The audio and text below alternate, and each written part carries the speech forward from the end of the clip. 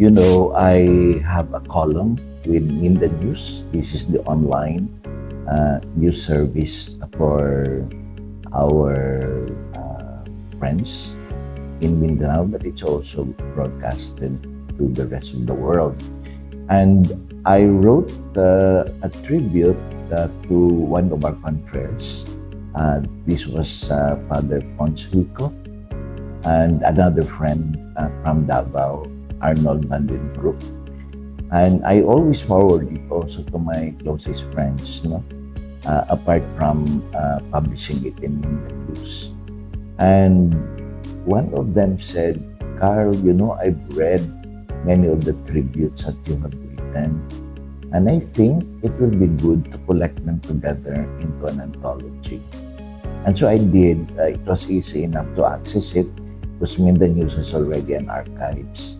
But of course, there were not so many to constitute one book. So I remembered that I really wanted to write something about my closest friends who have passed away. And it was easy enough to write new essays to add to the tributes. And they are like remembrances of friendships that have lasted a lifetime. And so I did, and there were around 30 tributes already that I wrote. And I sent it to an editor, Vicky Cruz, who's a friend of mine from way back. And after she read it, she was very much moved by it because she knew a lot of my own closest friends. But she said, Carl, it made me depressed. So why don't you also have a part 2 where you write about friends who are still alive to balance the part 1, which are tributes to friends who have passed away. And so I did, and I did this for, the whole writing of the essays took more than a year. And through it all, I really found the whole experience very moving.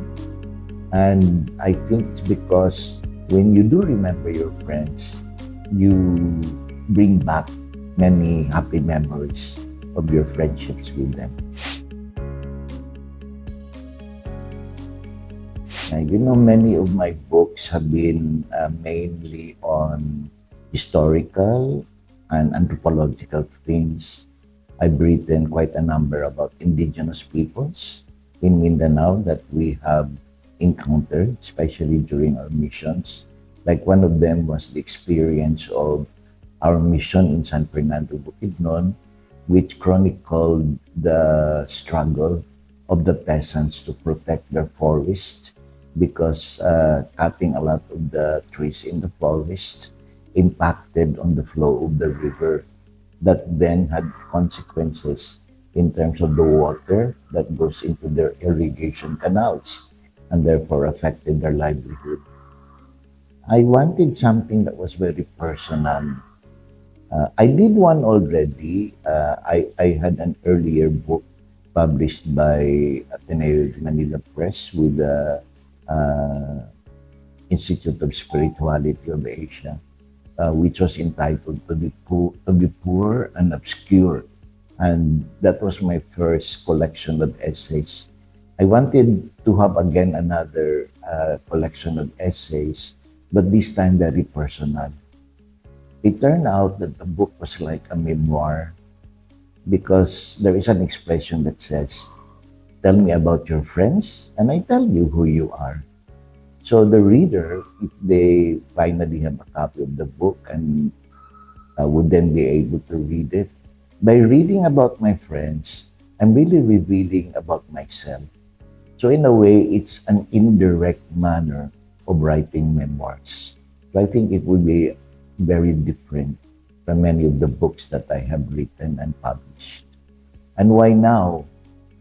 I think what provoked me also into considering this as a project, a book project, was because, as you know, I got very sick. Was even one time I almost died.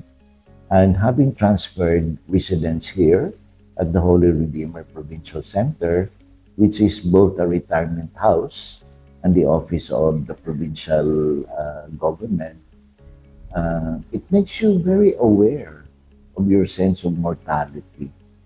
And I know my days are numbered, and I don't think I still have a very, very long life. No? I mean, of course, I'll be very happy to have more years to go. But I'm very conscious my time is not meant to take on more years. So knowing that, I thought this is the perfect time to have a book like this because I really want to pay tribute to the value of deep friendships.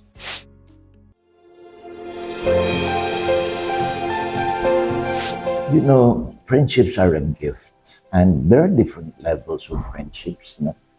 There are friendships that are just above acquaintanceship, and even as those friendships count, they don't really touch you as deeply as close friendships.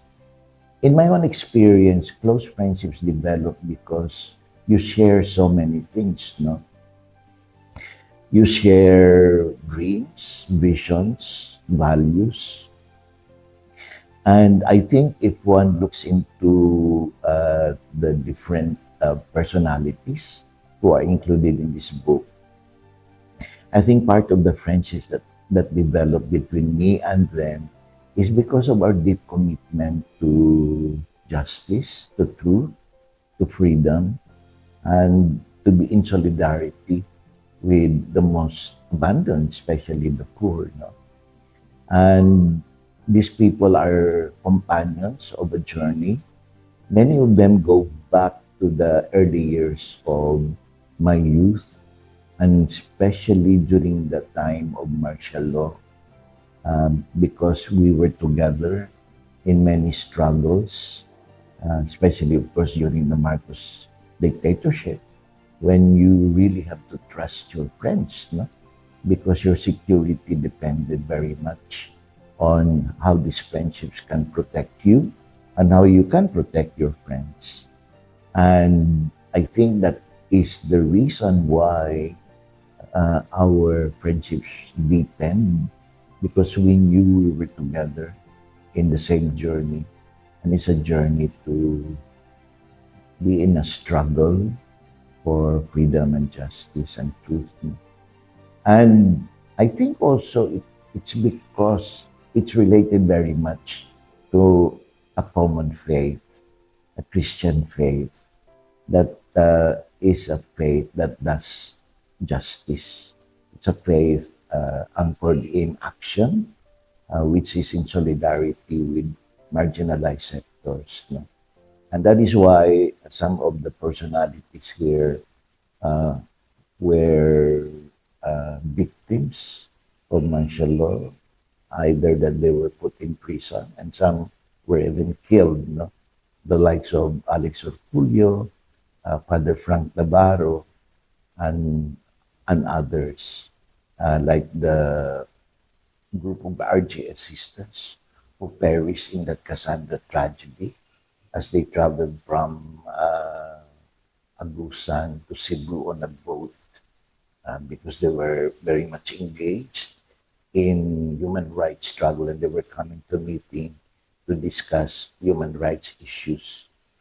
A few of them, of course, are our confreres, and there is one that I wrote about, Father Rudy Romano, who of course was a victim also of the brutalities of the Marcos regime, and Father Picardal, who himself was also a victim. And the redemptorists that are included in this book are, of course, some of my closest friends in the congregation because we shared the vision of being redemptorists, to be in the footsteps of the Redeemer.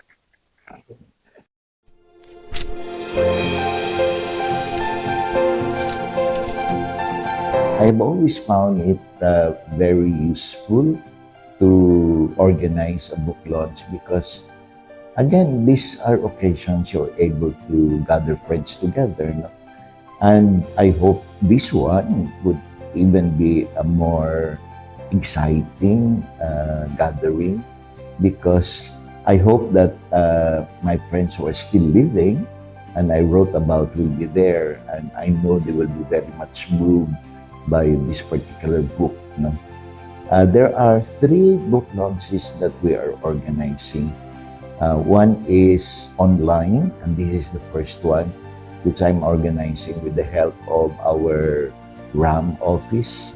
And this will be on Saturday at 9 o'clock in the morning, because I have friends in the US and Canada and Australia, and 9 o'clock would be more or less also a convenient time for them to go online. So this is the online one meant for those in the country and abroad who cannot join the face-to-face book launch in Cebu and Davao. The one in Cebu will be held on Saturday, November 23 at 3 o'clock in the afternoon up till about 5 o'clock. And it will be here at the St. Alphonsus Social Hall of the Holy Redeemer Provincial Center, which is located beside our church along Roman Aboitiz Street. And the third, on November 30, which is Bonifacio Day, therefore it's a holiday, it will be held in Davao. It's the same time at 3 to 5 o'clock in the afternoon, and it will be at a venue called BAUHAUS, which is a building located along Vicenta Road, which is the road across Victoria Plaza. So it's a very convenient place to reach. From the corner of Chipi Laurel Street and Doña Vicenta, you walk only about 5 buildings on your left, and you'll see the house called BAUHAUS. So I hope you'll be able to join me in any of these 3 book launches. For those interested in a copy of the book, it is available if you order it from Shopee or Lazada. If you have an account of Facebook in your computer, check out, there are already announcements there from the publisher how you can also order via the publisher. And of course, the book will be available for sale during the 2 book launches in Cebu and Davao. And as I finish, I would strongly encourage you to subscribe to the Redemptorist All Access Media Ministry page in social media. Thank you very much.